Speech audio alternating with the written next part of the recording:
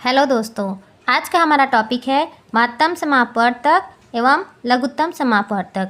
तो इसमें हम पहला देखेंगे महत्तम समापवर्तक क्या है। इसका हम परिभाषा पहले देखते हैं।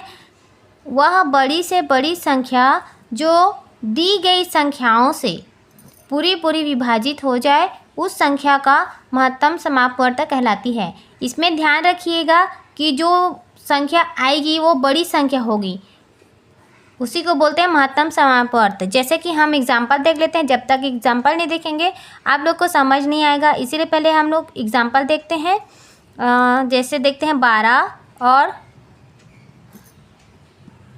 18 का हमें क्या ज्ञात करना है, महत्तम समापवर्तक ज्ञात करना है। तो इसके लिए हमें क्या करना पड़ेगा, इसको देखते हैं कि ये कौन कौन सी संख्या से कट रहा है। देखिए यह 1 से कटेगा, दोनों 1 से जाएगा ना। फिर ये क्या 2 से जा रहा है, क्या देखेंगे 2 6 दूनी 12 और 2 निया 18, ये 2 से कट रहा है। 3 से देखिए ये 3 चौक 12 और 6 तिया 18, 6 से 3 से कट रहा है ना। और क्या से कटेगा, ये 6 से भी कटेगा। देखिए 4 से कट रहा है, क्या 4 तिया 12 और ये 18, 4 से तो नहीं कट रहा है। 5 से भी नहीं कटेगा, 6 से कटेगा। 6 दूनी 12 और 6 तिया 18, तो यहाँ पे आ जाएगा 6। तो देखिए 12 और 6 का महत्तम समापवर्तक क्या निकला, 1 2 3 और 6। तो इसमें क्या बोला है, वह बड़ी से बड़ी संख्या जो दी गई संख्याओं से, देखिए बड़ी से बड़ी संख्या, इसमें से बड़ी संख्या जो दी गई संख्याओं मतलब 12 और 18 से पूरी विभाजित हो जाए। तो 12 और 18 से कौन विभाजित हो रहा है, 1 2 3 और 6 विभाजित हो रहा है। लेकिन सबसे बड़ी संख्या हमारा क्या है, ये है हमारा महत्तम समापवर्तक। तो इसका क्या हो गया, 12 और 18 का महत्तम समापवर्तक क्या हो गया, 6 हो गया। उसी प्रकार हम आगे देखते हैं। इसी प्रकार हम अभी वीडियो में आगे बढ़ते हैं। देखिए दोस्तों, महत्तम समापवर्तक का आपको मैं 2 विधि बता रही हूँ। पहला विधि है, यहाँ पे लिखती हूँ, पहला विधि है गुणनखंड विधि और दूसरा विधि क्या है, भाग विधि। ठीक है, पहला विधि है गुणनखंड विधि और दूसरा है भाग विधि। तो पहले हम देखते हैं गुणनखंड विधि को। चलिए अब महत्तम समापवर्तक को गुणनखंड विधि से बनाते हैं। तो हम मान लेते हैं 24, 32 और 40 का हमें महत्तम समापवर्तक ज्ञात करना है। किस विधि से ज्ञात करना है, हमें गुणनखंड विधि से ज्ञात करना है। तो इसके लिए क्या करना पड़ेगा, पहले 24, 32 और 40 को गुणनखंड में तोड़ना पड़ेगा। तो पहले हम लोग 24 को तोड़ते हैं, यहाँ पे लिख देते हैं। 24 का गुणनखंड करेंगे तो क्या होगा, ये 2 से जाएगा। छोटी से छोटी संख्या से पहले हम गुणनखंड करते चलते हैं। 2 से जाएगा तो 2 1 कम 2 और 2 4 दूनी 8, तो ये 2 आएगा। ठीक है, तो 12 दूनी 24 होता है ना। फिर ये 2 से जाएगा, 6 दूनी 12। फिर ये 2 से जाएगा, क्या हाँ 2 के टेबल में 6 आता है, तो कितना बार में आता है, 3 बार में आता है। फिर ये 3 का 3 1 का 3। अब यहाँ पे लिख देते हैं 24 बराबर कितना आ गया, ये 2 गुणित 2 गुणित 2 गुणित 3, इसको गुणा में लिखेंगे 2 गुणित 2 गुणित 2 गुणित 3। अब देखते हैं 32 का हम गुणनखंड करते हैं। यहाँ पे देखिए ये 2 से जा रहा है, क्या तो 2 1 कम 2 और ये इसमें का 1 इधर चला गया, तो ये हो गया 12। तो 2 के टेबल में 12 कितने बार में आता है, 6 बार में, तो हो गया 16 हो गया। फिर 16 कितने बार में आता है, 2 के टेबल में 8 बार में। ठीक है, फिर 2 के टेबल में 8 आता है, क्या कितना बार में आता है, तो आता है ये 4 बार में। फिर 2 के टेबल में 4 आएगा, कितने बार में आएगा, 2 बार में। फिर 2 के टेबल में 2 कितने बार में आता है, 1 बार में। फिर यहाँ पे लिखेंगे 32 बराबर कितना आ गया है, 2 गुणित कितना ठो है, 1 2 3 4 5 ठो, 2 गुणित 2 गुणित 2। अब हम 40 का निकालेंगे, तो यहाँ पे 40 लिख देते हैं। फिर यहाँ पे 40 का निकालो, 40। अब देखिए 2 के टेबल में 40 आ रहा है, क्या 2 दूनी 4, 20 दूनी कितना होता है, 40। फिर ये 20 आएगा 2 के टेबल में, कितना बार में आएगा, 10 बार में आएगा। फिर 2 के टेबल में 10 कितने बार में आता है, 5 बार में। अब 2 के टेबल में 5 आएगा, क्या नहीं आ रहा है, तो ये किससे जाएगा, सिर्फ 5 से जाएगा। यहाँ पे 1 हो गया। फिर इसको लिखेंगे 2 गुणित 2 गुणित 2 गुणित 5। देखिए दोस्तों, यहाँ तक तो हम गुणनखंड विधि को सॉल्व कर दिए, लेकिन इसका महत्तम समापवर्त कैसे निकालेंगे? इसका महत्तम समापवर्त निकालने के लिए पहले हम देखेंगे कि इन तीनों में कौन कौन सी संख्या कॉमन है। तो इसमें कितना ठो 2 है? 3 ठो 2 है। इसमें कितना ठो 2 है? 5 ठो है। तो इसमें भी हम 3 को ही कर लेंगे। फिर इसमें कितना ठो है? 3 ठो कॉमन है। तो यहाँ पे क्या लिख देंगे? यहाँ पे लिखेंगे 24, 32 और 40 का महत्तम समापवर्त बराबर कितना हो गया? 2। यहाँ से एक 2 निकाल लिए, यहाँ से 2 निकाल लिए, गुणित 2 बराबर कितना हो गया?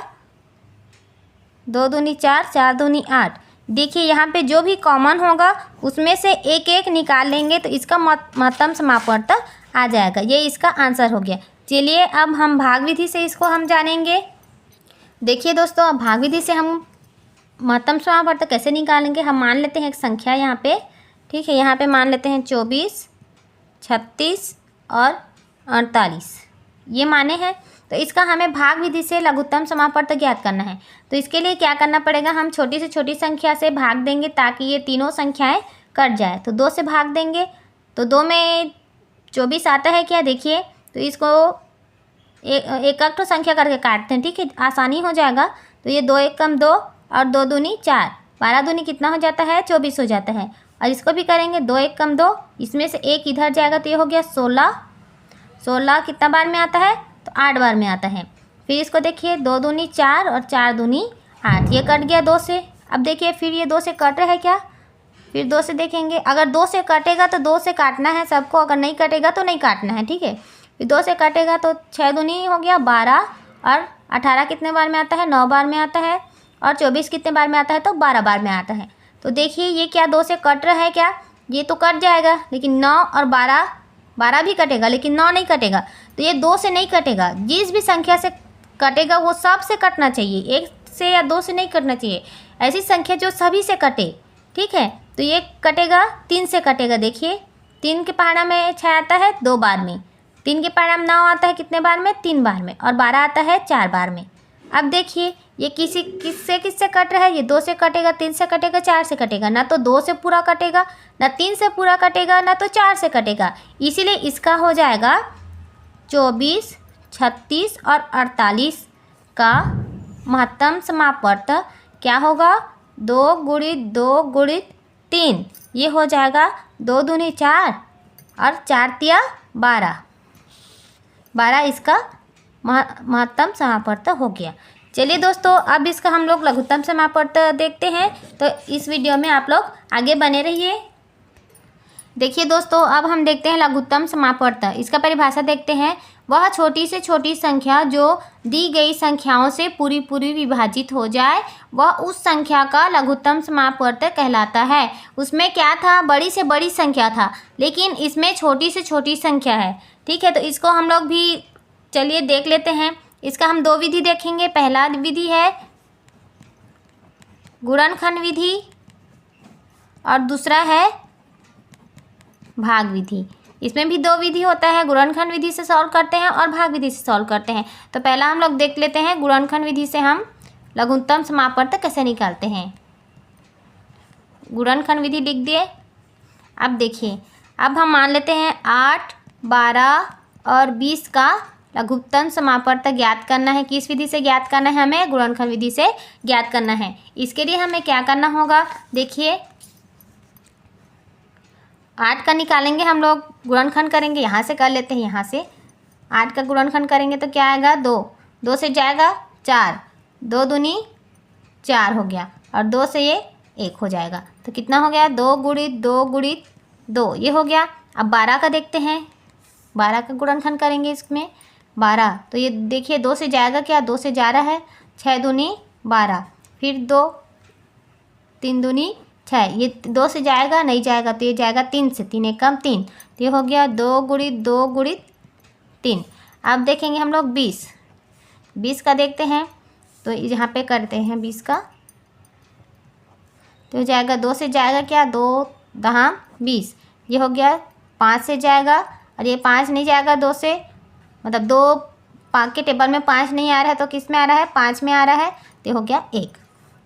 तो 2 दूनी 4 और 5 चौक 20 हो गया। तो अब तो निकल गया ये गुणनखंड विधि से, है ना, ये हो गया। अब ये गुणनखंड विधि से निकल गया। अब क्या करेंगे, अब इसका भी हम लोग पेयर बनाएंगे। देखिए यहाँ पे 3 का बन रहा है ना, यहाँ पे 2 का 2 है और यहाँ पे 2 का 2 ठो है। तो क्या करेंगे, यहाँ पे जो कॉमन है उसको नहीं लेंगे, जो कॉमन नहीं है उसको लेंगे। तो यहाँ पे हम लोग लिख देते हैं 2 के 2 ठो कितना बार में है, तो 2 के घात में कितना है, 3 बार में है। यहाँ पे क्या है, 2 कितना बार में है, 2 के घात 2 हो जाएगा, 2 ठो 2 है ना, और गुणा में कर देंगे 3 कितना ठो है, 1 ठो है। इसमें भी क्या करेंगे, 2 कितना ठो है, 2 ठो है, और 5 कितना ठो है, 1 ठो है। तो चलिए आगे देखते हैं। देखिए 8, 12, 20 का लघुत्तम समापवर्त क्या हो जाएगा, ये दोनों कॉमन है तो इसको नहीं लिखते हम लोग, इसको लिखेंगे, इसको लिखेंगे और इसको लिखेंगे। 2 के घात 3 गुणित 3 के घात 1 गुणित 5 की घात 1, तो ये हो जाएगा 2 के घात 3 कितना होता है, 8 होता है। तो 8 गुणित 3 के घात 1 कितना हो जाएगा, 3 हो जाएगा। किसी भी संख्या के घात में 1 रहने पर वही संख्या आता है, और 5 के घात 1 है तो 5 हो जाएगा। तो हो जाएगा 8 या 24, 24 पंचे कितना होता है, 120। ये इसका आंसर। अब चलिए आगे देखते हैं, भाग विधि से हम लघुत्तम समापवर्त कैसे ज्ञात करते हैं। चलिए दोस्तों, भाग विधि से अब हम लघुत्तम समापवर्त ज्ञात करते हैं। अब मान लेते हैं हम 12, 15 और 18, कुछ भी संख्या आप मान सकते हैं अपने मन से, है ना। तो 12 और 15 और 18 का लघुत्तम समापवर्त हम ज्ञात करेंगे, किस विधि से ज्ञात करेंगे, भाग विधि से ज्ञात करेंगे। तो चलिए इधर देखते हैं, 12, 15 और 18 का भाग विधि से ज्ञात करने के लिए क्या करते हैं हम लोग, ऐसी एक लाइन ड्रॉ करते हैं, फिर 12, 15 और 18 को लिख देंगे इसमें।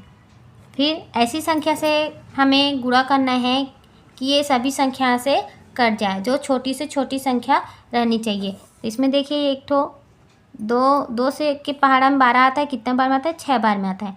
क्या 2 के पहाड़ा में 15 आता है, नहीं आता। तो इसमें क्या है, सेम संख्या को, सेम नंबर को उतार देना है। तो आगे देखिए 2 के पहाड़ा में 18 आता है, कितना बार में आता है, 9 बार में, ठीक है। जो भी संख्या नहीं कट रहा है लघुत्तम समापवर्त में, उसको नीचे हम लोग उतारते जाते हैं, ठीक है। फिर 2 से देखेंगे, लेकिन यहाँ पे हम एक और बात देख लीजिए, यहाँ पे हम छोटी से छोटी संख्या को ही करते जाएंगे, उसके बाद में बड़ी संख्या करेंगे। 2 से जाएगा 6, कितना बार में आ रहा है, 3 बार में आ रहा है। ये 15 आ रहा है क्या, नहीं आ रही है, उतर जाएगा। देखिए यहाँ पे 9 भी नहीं आ रहा है, क्योंकि 8 आता है, 10 आता है 2 के टेबल में, है ना, तो ये 9 ऐसे ही उतर जाएगा। फिर देखिए अब 2 के टेबल में आ रहा है क्या, 3, 15 और 9, तो 2 के टेबल में नहीं आ रहा है, तो हम अब 3 के टेबल में देखते हैं। तो 3 के टेबल में 3 आ रहा है, 15 आ रहा है और 9 आता है, तो 3 का लिख देंगे हम लोग। 3 एक कम 3, कितने बार में 15 आता है, तो 5 बार में 15 आता है। और 9 कितने बार में आता है, 3 बार में आता है। फिर इसको देखिए, अब हम करेंगे, एक तो हो गया इसका, और 5 और 3 का देखेंगे, लेकिन सबसे छोटी संख्या जो है उसको हम लोग पहले देखेंगे। तो 3 है छोटी, तो यहाँ से हम लोग 3 का गुणा करेंगे इसमें। तो 3, ये 5 का उतर जाएगा 5, और 3 का पहाड़ा में 3 कितने बार में आता है, 1 बार में आता है, ठीक है। फिर अब क्या बच गया, 5 बच गया। हमें नीचे में सिर्फ 1 1 ही लाना है।